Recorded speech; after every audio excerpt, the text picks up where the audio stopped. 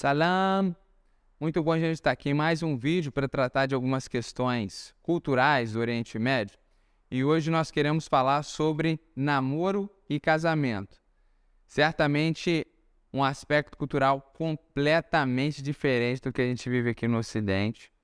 Isso está ligado à questão de uma cultura coletivista e não individualista, que é o tema de um outro vídeo.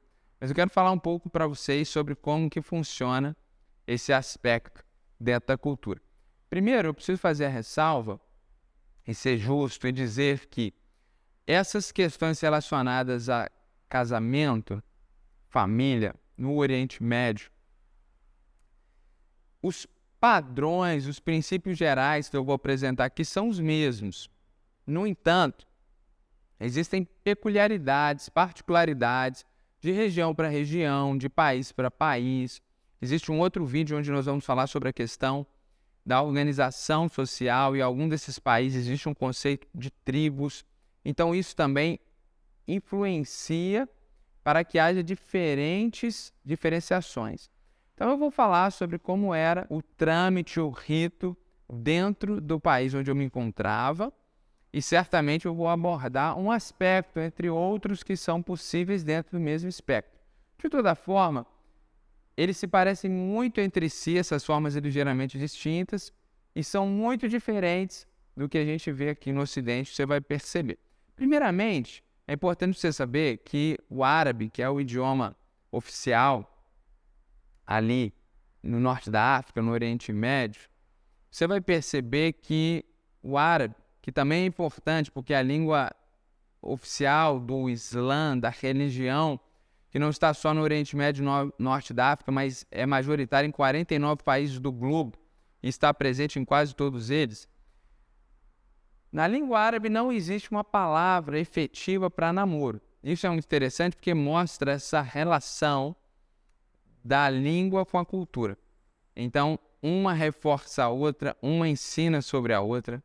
E a palavra namoro, efetivamente, não existe no idioma, porque namoro não existe na cultura. Existe algum tipo de cortejo em algum momento, e alguém poderia dizer que isso é namoro, mas namoro, como nós entendemos aqui, que muitas vezes está descompromissado de um relacionamento duradouro, é muito mais uma tentativa para um relacionamento duradouro. Muitas vezes é um momento onde alguém se permite ser usado e utiliza-se do outro. Uma relação muito ligada aqui no Ocidente, muitas vezes, a questões corporais. Essas perspectivas de namoro ocidentais, sejam mais conservadoras ou mais liberais, nada disso existe no Oriente Médio. Então, namoro não existe. O que acontece é o seguinte, eu vou tentar dar o passo a passo aqui, e aí nós vamos entender como se dão essas relações e falar um pouco naturalmente dentro do casamento, que é o único aspecto efetivo do relacionamento homem e mulher dentro do Oriente Médio, uma vez que o namoro não existe. Então, um homem, quando ele termina o seu ensino médio ou quando ele faz a sua faculdade e entra no mercado de trabalho, ele está em tese apto para o casamento.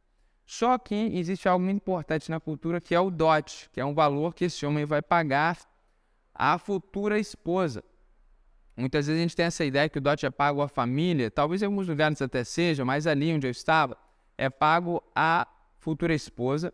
Essa futura esposa geralmente compra ouro, que é uma forma de poupar e ao mesmo tempo se embelezar e guardar esse recurso. Em caso de divórcio, onde geralmente as leis são muito mais favoráveis ao homem, inclusive a criança geralmente fica com o pai, com a família do pai, e a mulher fica numa posição de vergonha, a gente já falou sobre isso no último vídeo, dentro daquela cultura, numa posição muito difícil, é esse dote, esse ouro que vai auxiliá-la. Pois bem, esse homem precisa juntar recursos para pagar o dote. Então, naturalmente, nós teremos homens mais velhos, na casa dos 25, 30 anos, se casando com mulheres mais novas, que saíram do ensino médio na casa dos 18, e mulheres que saíram da faculdade. Sim, mulheres vão à universidade naquele país. E aqui, como no Brasil, muitas vezes a maior parte da população não tem essa oportunidade de cursar um curso superior. Isso é relativo, depende da cidade, etc. Então, em alguns casos, nós temos casamentos com meninas mais novas, 16, 14 anos, mas naquele país que eu me encontrava, isso é algo mais incomum. Só mesmo em momentos, em contextos socioculturais, na verdade, socioeconômicos mais limitados, que você encontra esse casamento que a gente acha que sempre acontece, de um homem de 35 com uma menina de 12. Isso é muito preconceito. E naquele lugar onde eu estava, então, nessas faixas etárias, existem esses casamentos, geralmente com os homens sendo ligeiramente 5, 7 anos mais velhos, por causa da necessidade de se juntar ao recurso para o dote. É importante a gente pensar, antes de trabalhar na sequência, que o Islã, que é a religião predominante ali, mas nem todo mundo é muçulmano, dentro do Islã existe a possibilidade de um homem casar com até 4 mulheres. Então, matrimônio, dentro de uma perspectiva daquela cultura, daquela religião, precisa ser um relacionamento heterossexual e possivelmente poligâmico. Não é obrigatoriamente poligâmico, mas um homem pode ter até 4 mulheres e existe a obrigatoriedade de que ele proporcione as 4 esposas, ou as 2, ou as 3 esposas, ou seja, o que ele faz para uma, ele precisa fazer para outra ou para as outras, obrigatoriamente. Então não é muito comum, em todo o país árabe, você ter um homem com várias esposas. Pelo contrário, geralmente os casamentos são monogâmicos. Pois bem, voltando para o rito. O homem está pronto para casar, ele juntou recursos. Curiosidade, no país que eu estava, na capital, uma jovem de uma família de classe média, que tinha cursado curso superior, um homem deveria pagar, na cotação atual, em torno de 35 mil reais de dote. Ouro naquele lugar é muito mais barato do que aqui, é algo muito mais comum, muito mais importante, e geralmente o dote é pago ou em espécie ou em ouro. Quando em espécie, a mulher geralmente compra o ouro. Pois bem, é hora do casamento. Não existe namoro. O que vai acontecer? O homem vai confiar a sua mãe, veja o papel importante da mãe, da mulher na sociedade, nesse aspecto.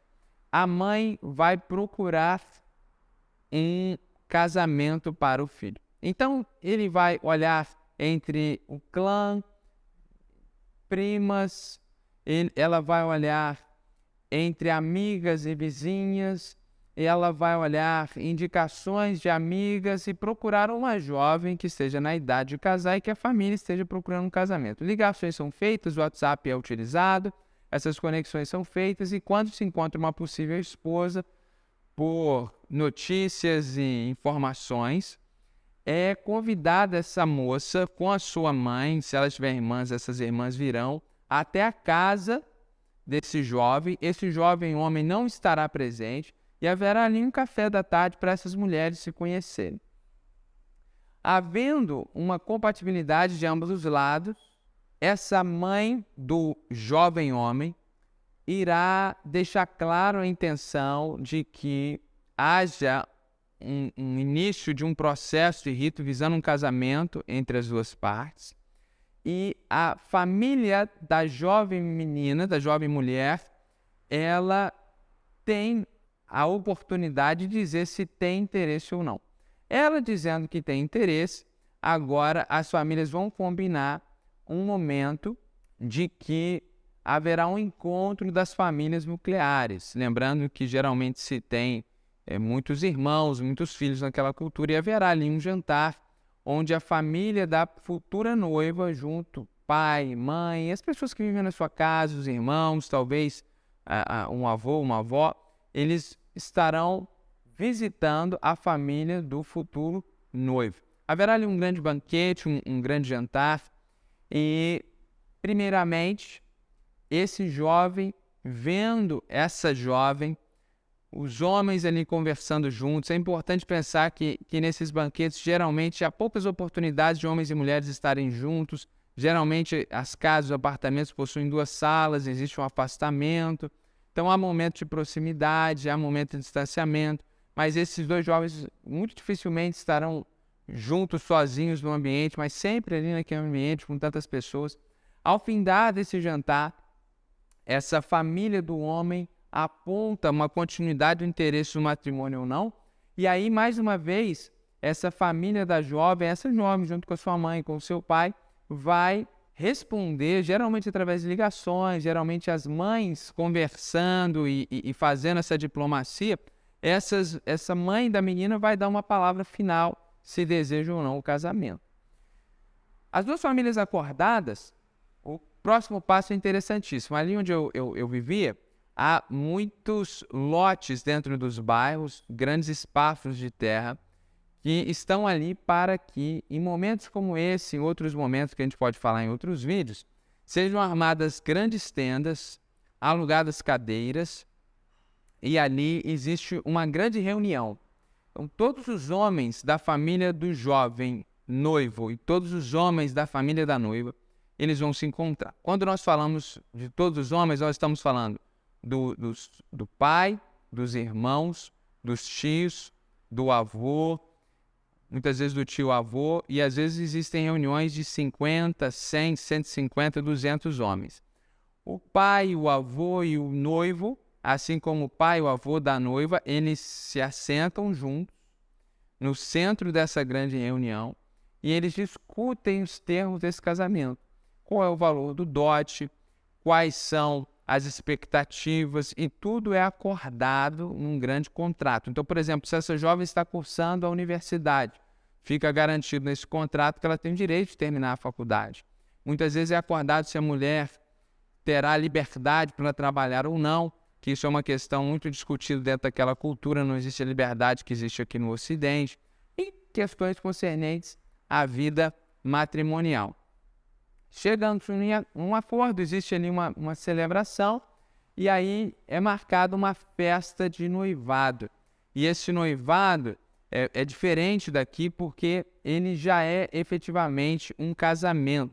Existe uma grande festa de noivado, na verdade é uma festa menor do que a festa do casamento, envolvendo mais essas famílias, e existe ali uma assinatura de contrato, e muitas vezes já na presença do jurista, que tem esse papel também religioso, porque a religião e direito está ligado de uma forma muito forte no Oriente Médio, e os papéis são assinados na presença das testemunhas, tudo é verbalizado e o casamento está feito. Isso acaba sendo considerado um noivado porque depois de 2 ou 3 meses aproximadamente, haverá uma grande festa com mais pessoas, e se a família é abastada, existe muita comida, muita celebração.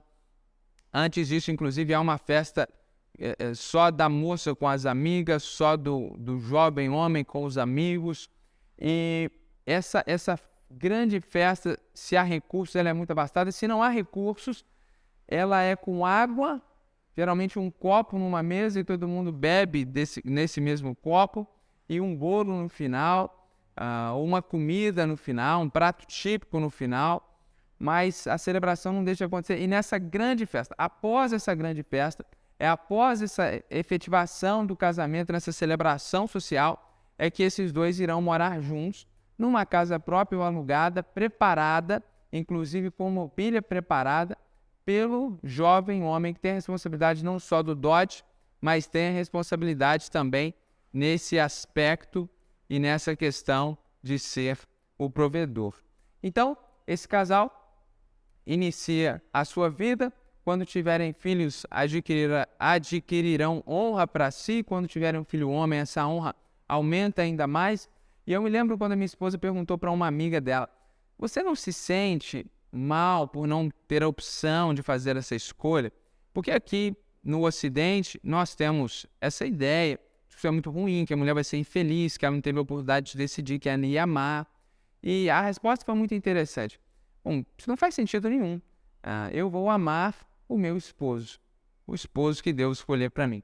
Então, numa perspectiva normal, natural, numa cultura coletivista, uma cultura de honra e vergonha, e naquele casamento que é feito assim por milênios, e numa perspectiva religiosa muito diferente da nossa, muito mais tangível e presente na sociedade, não há dificuldade nenhuma, não há expectativa de paixão por uma pessoa, ainda que isso possa ocorrer, ainda que dramas ocorram, romances ocorram, geralmente a paixão, o amor é despertado e é cortejado dentro daquela decisão coletiva naquele casamento, escolhido não só pelos indivíduos, e eles opinam e, dependendo da família, tem mais peso ou menos peso nessa decisão que, na verdade, é familiar. Me lembro também que perguntei a um amigo e falei, rapaz, o que você acha disso? A sua família decidindo a mulher que você vai casar? E ele falou para mim, eu tenho certeza, convicção, que a minha mãe vai encontrar para mim uma mulher bonita, uma mulher inteligente, uma mulher que vai ser uma boa esposa e uma excelente mãe. E eu confio na minha mãe porque ela quer o melhor para mim. E hoje ele é casado e muito feliz. Então, é muito interessante perceber que a gente olha daqui com muito preconceito, o casamento é arranjado, esse tipo de coisa, mas na verdade eles olham para cá e pensam que infelicidade, a decisão tão importante da vida, eles precisam tomar sozinhos. Que infelicidade, os números de divórcio, as porcentagens são tão altas. Nos Estados Unidos, por exemplo, o Brasil está muito próximo disso. Cada 2 casamentos, um termina em divórcio. E eles olham para cá da mesma forma que a gente olha para lá. E a gente percebe que existem diferenças culturais. E por mais que essas diferenças sejam grandes, a gente tem que tomar muito cuidado em julgar apressadamente e colocar certo e errado, onde muitas vezes é apenas uma questão de ser diferente. Um pouquinho de noivado, de casamento, para um ocidental entrar nesse tipo de relação lá, certamente é muito difícil, muito complicado e muito desafiador. Isso é um pouquinho de casamento lá no Oriente Médio. Mar salame.